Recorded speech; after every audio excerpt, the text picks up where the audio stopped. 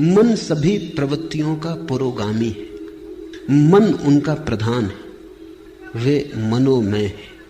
यदि कोई दोषयुक्त मन से बोलता है या कर्म करता है तो दुख उसका अनुसरण वैसे ही करता है जैसे गाड़ी का चक्का खींचने वाले बैलों के पैर का। छोटा सूत्र पर बड़ा दूरगामी।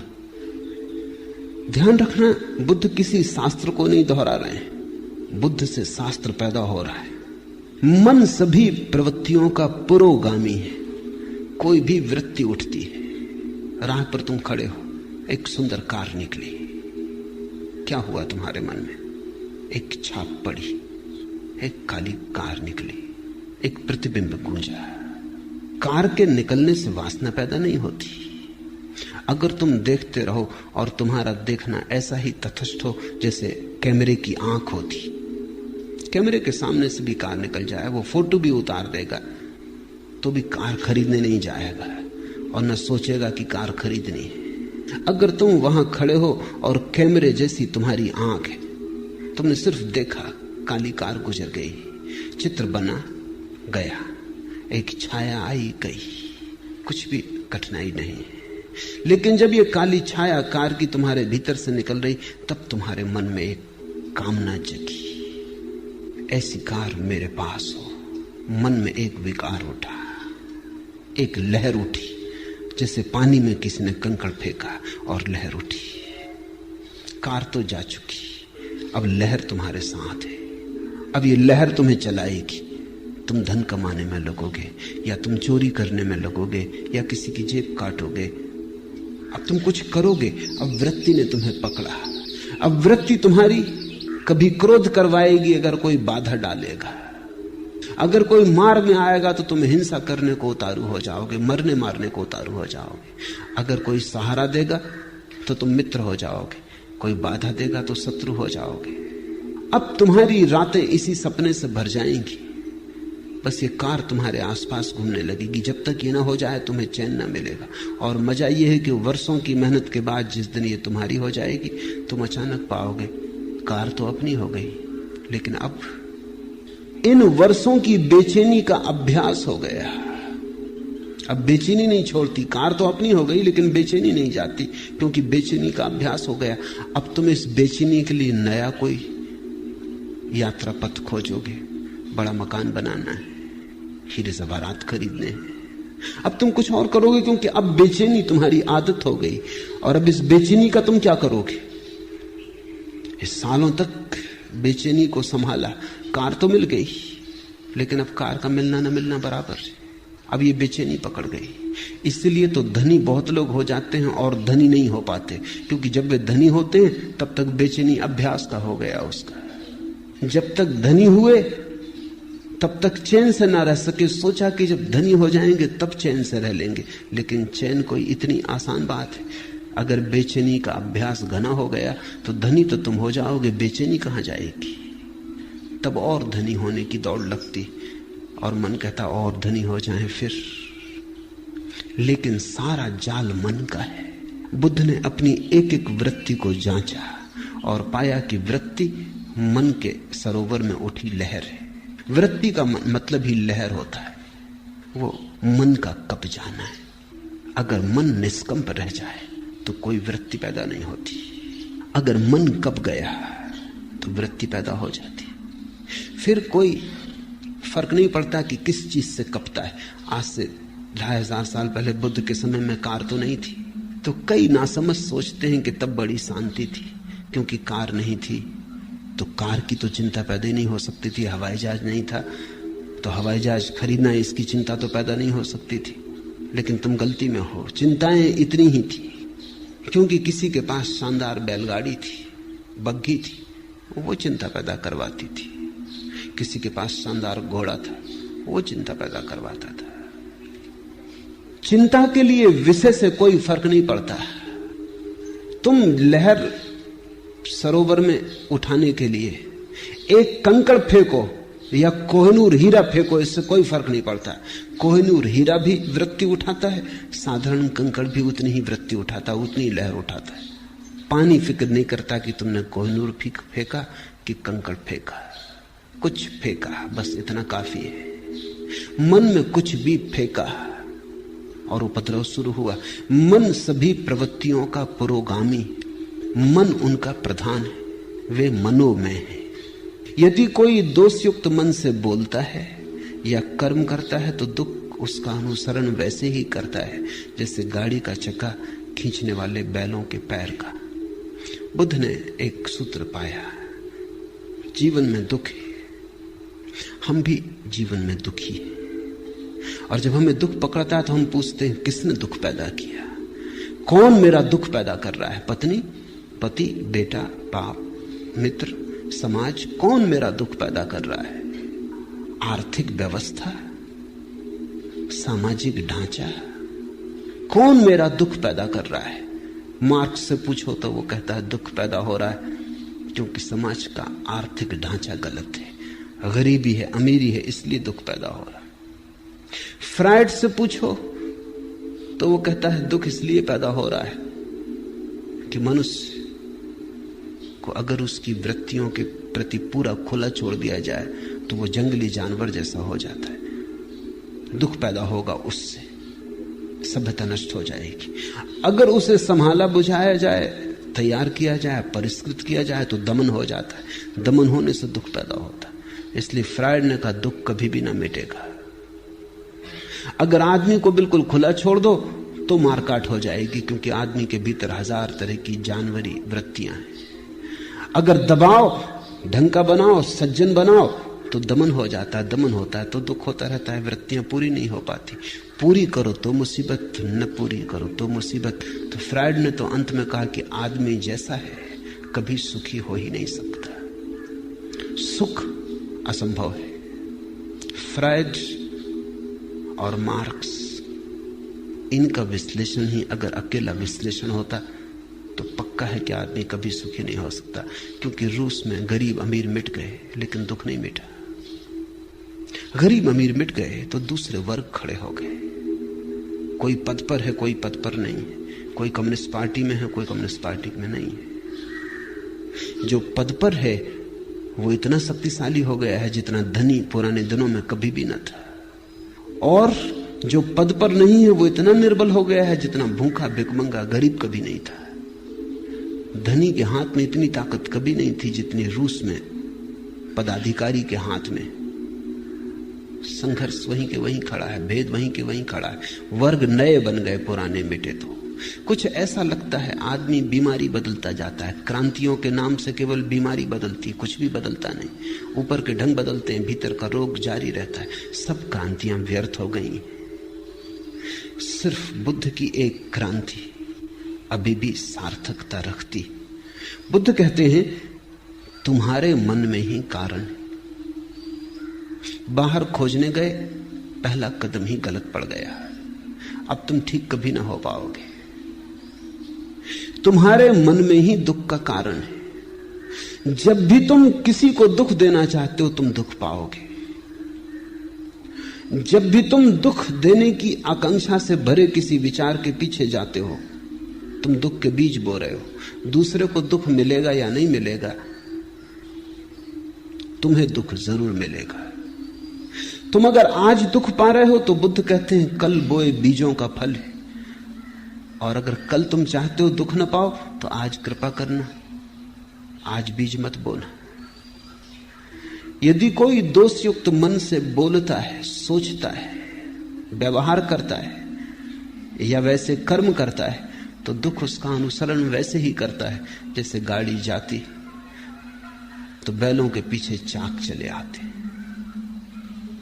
तुम्हारे मन में अगर किसी को भी दुख देने का जरा सा भी भाव है तो तुम अपने लिए बीज बो रहे हो, क्योंकि तुम्हारे मन में जो दुख देने का बीज है वो तुम्हारे ही मन की भूमि में गिरेगा, किसी दूसरे की मन की भूमि में नहीं गिर सकता।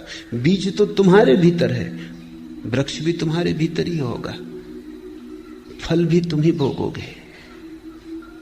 अगर बहुत गौर से देखा जाए तो जब तुम दूसरे को दुख देना चाहते हो तब तुमने अपने को दुख देना शुरू कर ही दिया। तुम दुखी होने शुरू हो ही गए। तुम क्रोधित हो, किसी पर क्रोध करके उसे नष्ट करना चाहते हो, उसे तुम करोगे या नहीं ये दूसरी बात है, लेकिन तुमने अपने को नष्ट करना शुरू कर दिया। बुद्ध कहते थे क्रोध से बड़ी कोई मूढ़ता नहीं, दूसरे के कसूर के लिए तुम अपने को दंड देते हो। एक आदमी ने तुम्हें गाली थी, कसूर उसका होगा, अब क्रोधित तुम हो रहे हो, दंड तुम अपने को दे रहे हो, कसूर उसका था। इससे ज्यादा मूढ़ता और क्या हो सकती? उसने गाली दी, उसकी समस्या है, तुम क्यों बीच में आते हो? तुम गाली मत लो, लेने पर निर्भर है, लेना आवश्यक नहीं। आप मुझे गाली दे सकते हैं लेकिन लेने पर थोड़ी मजबूर कर सकते। देना आपके बस में, लेना मेरे बस में। उस मालकियत को मुझसे कोई कभी नहीं छीन सकता। मैं कह सकता हूं कि नहीं लेता, फिर तुम क्या करोगे? तुम्हारी गाली तुम्ही पर लौट जाएगी। तुमने गाली देने के लिए जो तैयारी में दुख भोगा वो भोगा, अब गाली लौटेगी तब तुम जो दुख भोगोगे वो भोगोगे। जब हम किसी चीज को अपने मन के भीतर ले लेते हैं तभी वो सक्रिय हो जाती है, और दूसरे से लेने की कोई जरूरत नहीं है। तुम अपने भीतर ही इतने दुख के बीज पैदा करते रहते हो अकारण। मैं कलकत्ते में एक मित्र के घर मेहमान होता था। उनके पास सबसे बढ़िया कोठी है कलकत्ते में, ठीक कहना चाहिए, अब नहीं, अब एक दूसरी कोठी खड़ी हो गई, पड़ोस में खड़ी हो गई। जब मैं उनके घर मेहमान होता था तो वो हमेशा अपने मकान में मुझे ले जाते। कई बार दिखा चुके थे मगर फिर दिखाते, उनका रस खत्म नहीं होता था। स्विमिंग पूल, बगीचा सब दिखाते। उनकी आदत थी, ये मान के मैं जब भी वो दिखाते फिर इस तरह उत्सुकता लेता जैसे कभी नहीं देखा है। मगर आखिरी बार जब उनके घर गया तो उन्होंने मकान न दिखाया। मैं थोड़ा हैरान हुआ, क्या ये आदमी बदल गया? मैंने पूछा कि क्या मामला है, मकान नहीं दिखलाइएगा? कहने लगे क्या खाक दिखलाएं? क्या हुआ? देखते नहीं कि बगल में एक बड़ा मकान खड़ा हो गया। जब तक इससे बड़ी कोठी न कर लूं तब तक अब चैन नहीं। अब क्या दिखाना है? इनका मकान वैसी का वैसा है, क्योंकि बगल का मकान इनके मकान में कुछ फर्क नहीं किया है। इनका मकान ठीक उतना ही सुंदर है जैसा था, लेकिन बगल में एक मकान खड़ा हो गया। बड़ी लकीर किसी ने खींच दी, इनकी लकीर छोटी हो गई बिना छुए। किसी ने छुआ नहीं, हाथ नहीं लगाया, मगर बगल में एक लकीर खड़ी हो गई। उनकी पत्नी ने मुझसे कहा कि कुछ समझाइए इनको, न सोते हैं न चैन, इनकी छाती पर बोझ हो गया है वो बगल का मकान। बगल के मकान वाले को शायद पता भी ना हो कि कोई जला भुंजा जा रहा है, कि कोई मरा जा रहा है, मगर इस आदमी ने अपने भीतर एक बीज बो लिया। ये उस मकान से नहीं आया है, क्योंकि इसकी पत्नी को कोई तकलीफ नहीं है, इसकी पत्नी भी वही है, इसे कोई तकलीफ नहीं है। मकान से नहीं आया है, इसके अपने भीतर के मन का रोग है। एक ईर्ष्या जगी, अहंकार को चोट लगी है। मैंने उनसे कहा कि मैं सदा जानता था कभी न कभी ये झंझट होगी। आप अपने मन में अपने मकान का इतना रस लेते कि कोई भी मकान अगर खड़ा हो गया तो आप जी ना सकोगे। क्योंकि सदा आपको देख के मुझे ऐसा लगा ये मकान आपके लिए नहीं है, आप मकान के लिए हो। आप मालिक नहीं हो, ये मकान मालिक है। आप वस्तु को अपना सब संभाल दिए, दे दिए वस्तुओं को, आप गुलाम हो गए। मुझे डर था कि कभी न कभी ये होगा, कोई मकान बड़ा बगल में खड़ा हो जाएगा तो तुम न झेल पाओगे। वो रुग्ण रहने लगे जब से वो मकान बन गया। मन में सारा खेल है। यही जिंदगी मुसीबत, यही जिंदगी मसरत, यही जिंदगी हकीकत, यही जिंदगी फसाना। कैसी मन की व्याख्या है, कैसे तुम देखते हो, कैसे तुम सोचते हो, कैसी तुम व्याख्या करते हो जीवन की, सब उस पर निर्भर है। मन सभी प्रवृत्तियों का पुरोगामी है, मन उनका प्रधान है। यदि कोई प्रसन्न मन से बोलता है या कर्म करता है तो सुख उसका अनुसरण करता है। वैसे ही जैसे कभी साथ न छोड़ने वाली छाया, अगर तुम दुखी हो तो अपने को कारण जानना, अगर सुखी हो तो अपने को कारण जानना। अपने से बाहर कारण को मत ले जाना, वही धोखा है। इसको ही मैं धार्मिक क्रांति कहता हूं। जिस व्यक्ति ने अपने जीवन के सारे कारणों को अपने भीतर देख लिया, वो व्यक्ति धार्मिक हो गया, क्योंकि अब उसके हाथ में है बात। अब दुखी होना हो तो तुम जानते हो कौन से बीज बोने, सुखी होना हो तो जानते हो कौन से बीज बोने। अब कोई मजबूरी न रही। फिर अगर दुख में ही मजा लेना हो तो मजे से बीज बो, कोई बाधा नहीं डाल सकता है। लेकिन एक बात फिर तुम न कर सकोगे कि दुख के तो बीज बो और रोना भी रो कि मैं दुखी क्यों। अपने ही हाथ से जहर पियो और फिर रो कि मैं मर क्यों रहा हूं। मरना हो मजे से जहर पियो, जीना हो मत पियो। तुम्हारे हाथ है, तुम्हारी प्याली है, तुम्हारा जहर है, और तुम्ही को जीना या मरना है। उसने मुझे डांटा, मुझे मारा, मुझे जीत लिया, मेरा लूट लिया। जो ऐसी गांठें मन में बनाए रखते हैं उनका वैर शांत नहीं होता। उसने दूसरे पर जिनका सारा जोर है, उसने मुझे डांटा, उसने मुझे मारा, उसने मुझे जीत लिया, मेरा लूट लिया। जो दूसरे पर नजर रखते हैं। बुद्ध का एक शिष्य हुआ, पूर्ण काश्यप। वो निश्चित ही पूर्ण हो गया था, इसलिए उसे बुद्ध पूर्ण कहते हैं। फिर एक दिन बुद्ध ने उससे कहा कि पूर्ण, अब तू पूर्ण सच में ही हो गया। अब मेरे साथ साथ डोलने की कोई जरूरत ना रही। अब तू जा,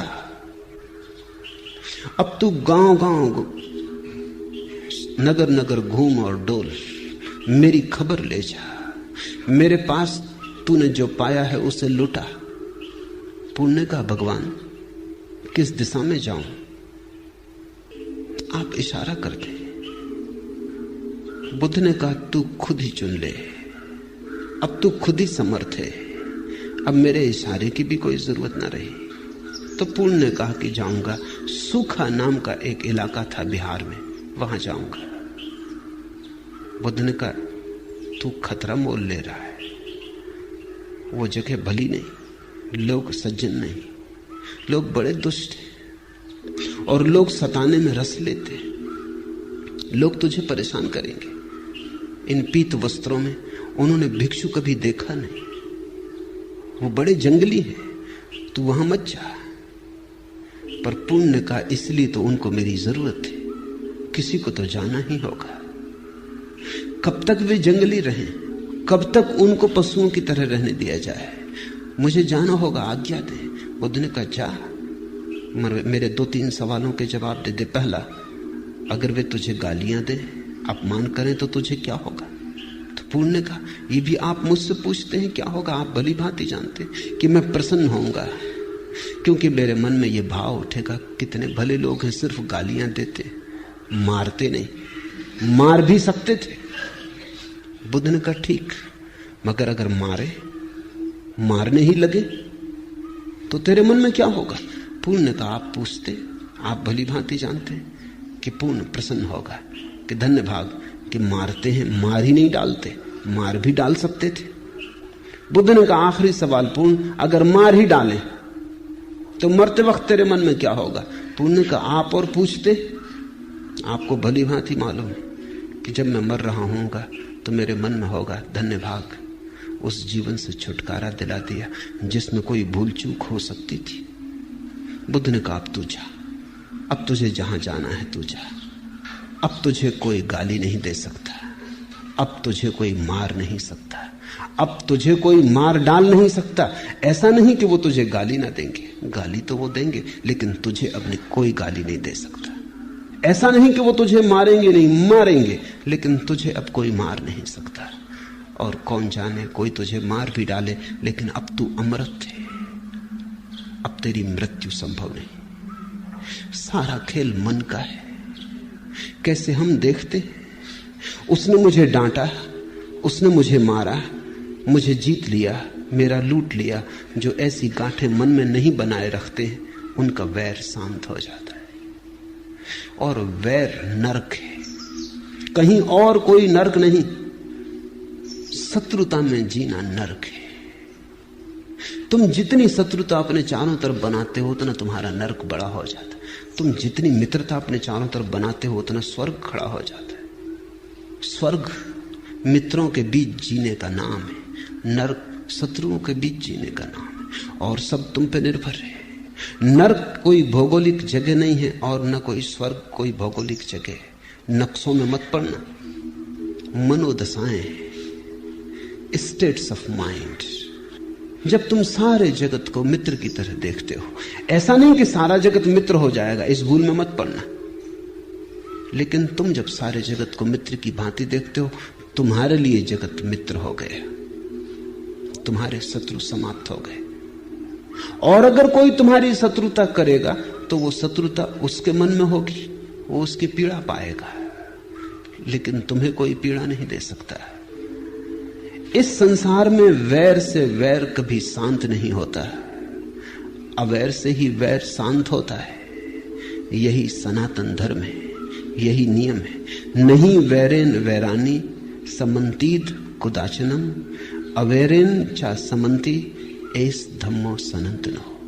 यही सनातन धर्म है। शत्रुता से शत्रुता समाप्त नहीं होती, क्रोध से क्रोध समाप्त नहीं होता, वैर से वैर नहीं मिटता।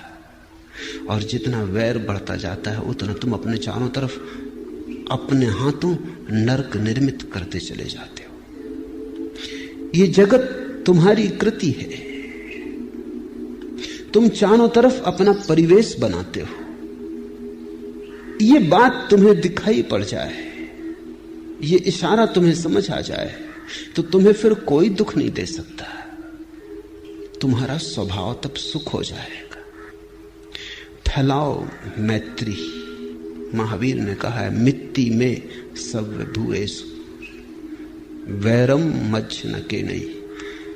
मेरी मित्रता सबसे है, सारे विश्व से, सब भूतों से, सब भूएसु, और वैर मेरा किसी से भी नहीं। महावीर के कानों में भी खीले ठोकने वाले मिल गए, पत्थर मारने वाले मिल गए, महावीर को गांव-गांव से खदेड़कर बाहर निकालने वाले मिल गए, लेकिन महावीर यही कहते रहे, वैरम मज्ज न के नहीं। मेरी किसी से कोई शत्रुता नहीं, उनकी होगी, उनका हिसाब वो जाने। अभी कुछ दिन पहले मैं एक कहानी कह रहा था कि दो मनोवैज्ञानिक, एक ही मकान में उनका दफ्तर था, रोज सुबह आते, लिफ्ट में सवार होते, अक्सर सांस सांस सवार होते। वो जो लिफ्ट को चलाने वाला सेवक था वो बड़ा हैरान था।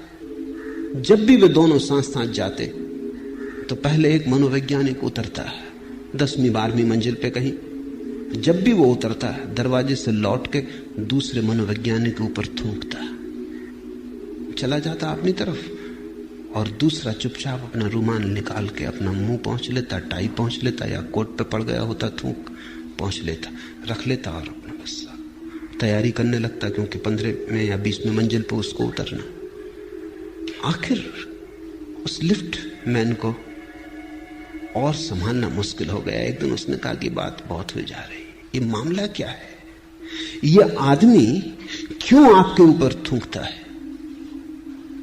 तो उस मनोवैज्ञानिक ने कहा, ये उसकी समस्या है, उसी से पूछो, मेरा इसमें कोई हाथ ही नहीं, ये समस्या उसकी है, उसी से पूछो। बेचारा जरूर कोई ना कोई पागलपन उससे सवार है, मेरा तो कुछ भी नहीं बिगड़ता, पहुंच लेता हूं।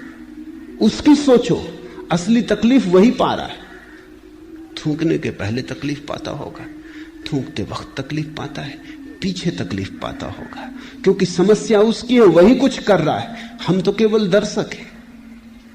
अगर जीवन को ऐसे देखने की कला आ जाए तो फिर तुम्हें कोई दुख नहीं दे सकता। दूसरा देना भी चाहे तो ये उसकी समस्या है। और तुम इस भ्रांति में कभी मत पड़ना कि वैर से तुम दूसरों के वैर को मिटा दोगे, कभी कोई नहीं मिटा पाया। प्रेम से ही मिटता है वैर, करुणा से ही मिटता है क्रोध। इस संसार में वैर से वैर कभी शांत नहीं होते, अवैर से ही होते। यही सनातन नियम है, ये बुद्ध के धर्म की आधारशिला है। और थोड़ा सोचो भी, कि कौन तुम्हें सुख दे पाता है, कौन तुम्हें दुख दे पाता है, सब तुम्हारे मन का ही हिसाब है। अभी घड़ी भर पहले जो बात सुख देती थी, घड़ी भर बाद दुख देने लगती। अभी जो बात दुख दे रही, घड़ी भर बाद सुख दे सकती है। तुम्हारी व्याख्या, तुम कैसे उस बात को पकड़ते हो, क्या उस बात को रंग देते हो, क्या रूप देते हो। और अगर तुम्हें यह दिखाई पड़ जाए कि कोई दूसरा सुख नहीं दे सकता, तो दुख कैसे देगा? किसने तुम्हें कभी कोई सुख दिया, याद है कुछ? किसने तुम्हें कभी कोई आनंद दिया, याद है कुछ?